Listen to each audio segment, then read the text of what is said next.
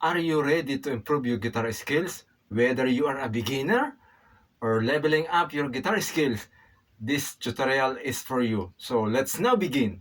Let's start from the chord E added 9 or E add 9. Are you familiar to this chord? So if you don't think or if you do not know this chord, so let's start. You can copy this. Okay. This is the E, open E chord. So your pinky is putting on this part, on the F sharp. F sharp. And you can play all. This is the E add 9. This is the easy chord of E add 9. So how can we use this chord to make a guitar chord progression? So we can try to add another guitar chord. Okay? From E add 9, the next chord, we should next the C sharp minor 7. This is the C sharp minor 7 at from 4th fret. Okay, I hope you copy this. C sharp minor 7. And after that, we should next A add 9. If you do not know the A add 9, this is the shape of easy guitar chord or easy shape of A add 9.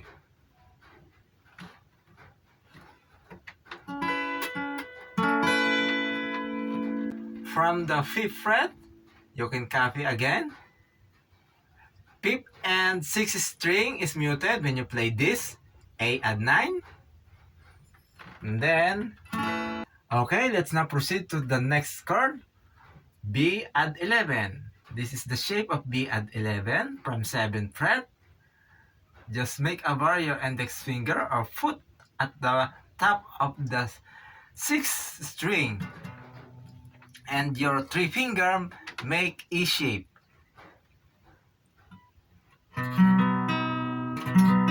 First and second string mute. First and second string is open. You can play all. This is the B add 11. So let's start from the E add 9, C sharp minor 7,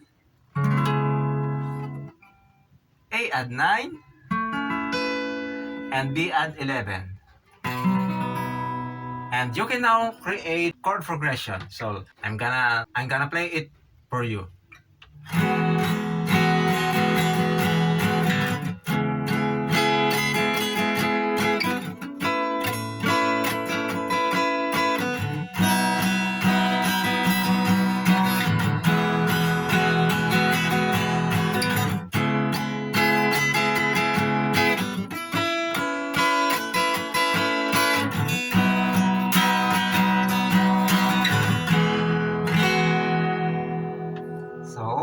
This is the chord progression. 1, 6, 4, 5.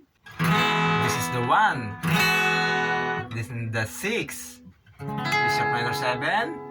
And then the 4. A add 9. And then the 5.